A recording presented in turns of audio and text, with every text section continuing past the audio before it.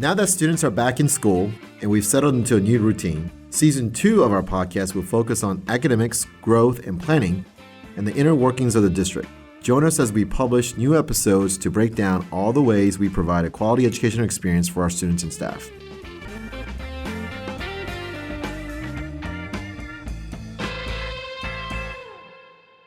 I'm Andrew Kim, Superintendent of Schools for the Comal Independent School District and host of Comal ISD Radio. Joining me today is our Director of Child Nutrition, John Finerghty, a Philadelphia Phillies fan of all things. So, John, thanks for joining. How are the Phillies doing these days? You know, they've had a few better years.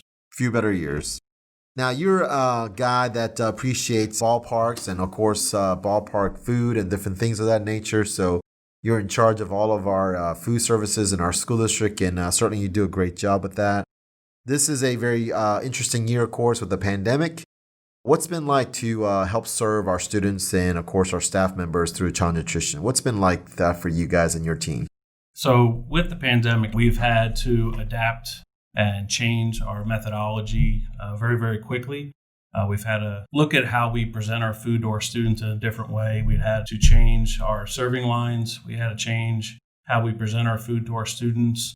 And we had to also look at our menus and what we're serving to ensure we're able to serve our kids quickly and efficiently so we can get our kids through the lines. Yeah, so that's potentially a lot of styrofoam containers or plastic containers. I mean, that's also a negative too in some sense to do that. Absolutely.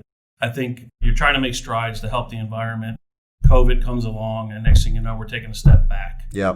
So we hope once COVID's over, we can get back to focusing on the environment and making those strides towards helping the environment, getting rid of the styrofoam, the plasticware, so on and so forth. Now, when we first began in the pandemic process, if I remember correctly, a lot of our kids were actually bringing their own lunch in.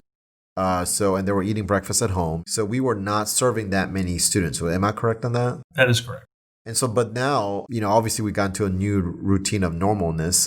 Production has gone up though now. So what do you attribute that to? I mean, just because you think a lot of kids are just like, hey, I think getting the school food is just as, fine. And well, I think parents want to rely on schools for us to serve.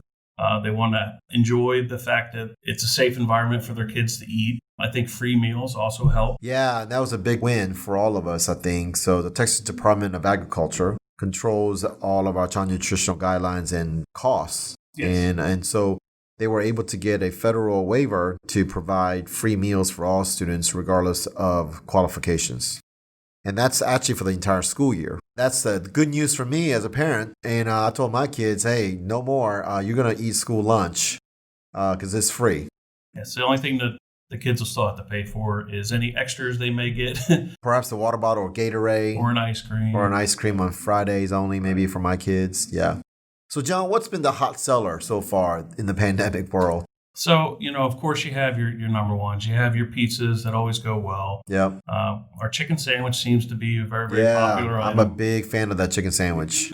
So it is a good item. A lot of people think about certain restaurants out there, fast food chain that are better. But let me tell you, I think ours is pretty good. It is. We have a lot of entrees that are requested on the line. Some casseroles that we have, believe it or not, are requested. We have some salads that are still requested out there. I remember the days of turkey tetrazzini, and I miss that, by the way. Yeah, I haven't seen that in a while. It may not be one of the more popular items out there, but we don't get too many requests for that one. Yeah. So, John, in terms of preparation, how is that going behind the scenes? Is that obviously taking into consideration all the safety concerns we have out there? So describe to our audience about that in terms of what happens behind the scenes in food prep. So on a daily basis, our employees have to fill out a health screener every morning to ensure that they are able to come into work, to make sure they're not showing any type of symptoms, and ensure that they're safe in the kitchens. Once they get into the kitchen, PPE is the most important thing. From a face mask, face shield, gloves, goggles, depending on what they're doing. And then once the food preparation starts, it's a normal day for us. And then when service starts on the line, depending on where the server is, again, face shields, goggles, masks, make sure that PPE is there and the students are safe. And it seems to be working out very well so far. Yeah. Our schools actually have a kitchen, so we actually do the whole meal prep ourselves. We do, yes. Yeah, so it's not, we don't thaw anything out from sort of containers or anything. Nope, we are cutting, chopping, prepping. Everything's done in our kitchens. Yeah, so our child nutrition staff, they come to work pretty early in the morning then as a result of that. We do, yes. Upwards of 6 a.m. Some come in a little bit later if we have a staggered schedule. Yeah. So, and certainly, I think as a result of that, a lot of people think that perhaps our food is somewhat maybe made somewhere else, a centralized kitchen somewhere in Oklahoma, maybe. I don't know. They brought it in, but that's not the case. That is not the case, no, sir. Yeah. So we actually purchase our own food, produce and different things and quality of different ingredients to make sure that we prep well. Correct. So when that produce truck comes in, our managers receive that delivery.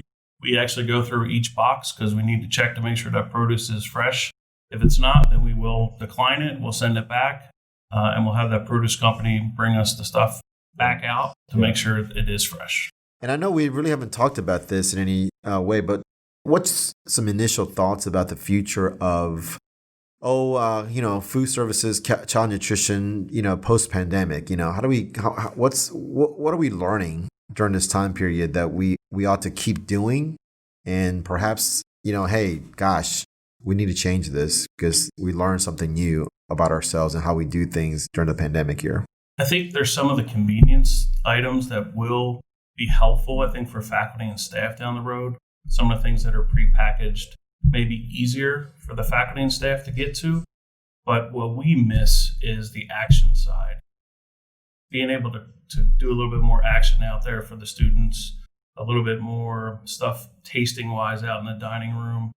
We miss that part. We miss interacting with our students. Yeah, that's true. And that part, that disconnect, is something we really, truly, truly miss. Yeah. We need to get back to that. Well, I do agree with you. I think there are some wins about how prepackaged things has been very good in many ways. Portability of food in some sense. So maybe for high school kids even, right? Mm-hmm. So that might be a good opportunity for us to think about. Of course, we have to kind of figure out, how do we do that in the most efficient, cost-effective way. But to your point, I do miss the our chefs tasting tours, the grill days that we do have for our parents and kids as our schools as well too. So those are some opportunities that we are missing. Prime example is Thanksgiving meals coming up. It's one of our biggest weeks that we would normally prep for, get excited for, because we got grandparents and parents in schools, and that's going to be a much different experience now for not just our students, but teachers and faculty as well. Speaking on that, so I guess we're going to see prepackaged or sort of containered Thanksgiving meals, I guess, for pickup. Wow. Yeah, that's going to be interesting to see how that's going to go. Yeah. Well, what's been the greatest surprise for you this year among your team? I think it's the ability for some of my veterans to be able to adapt to this change quickly. If we think back to March, we had one weekend to make things happen by Monday. And then ever since then, it's been change after change. And being able to make those changes themselves, as well as getting that information to the team of almost 200 staff and making it happen and seeing that growth within the team. Yeah, I would just say that, we always been prepping for the notion of teamwork and working together as a team. And I think that's always been a sort of a high level of what we do here in the Comal Independent School District. But to actually see it now in an intense situation of this pandemic for the teams to really come together even more so, I think that this shows that that's been our habit. That's been our routine. That's been our normal of what we do. Because we have met this challenge to such a degree that we've been very adaptable. We've been very adaptive. We've been very thoughtful to be caring for one another during the whole process. So that takes good leadership, and certainly you're doing a great job with that. And I really do appreciate you joining in today. And so you've been listening to the Comal ISD Radio. Join us next time as we talk about the science of reading. That's a very important topic. And we have a lot of teachers going through some training even during this time period. So listen in about the science of reading. Thanks a bunch.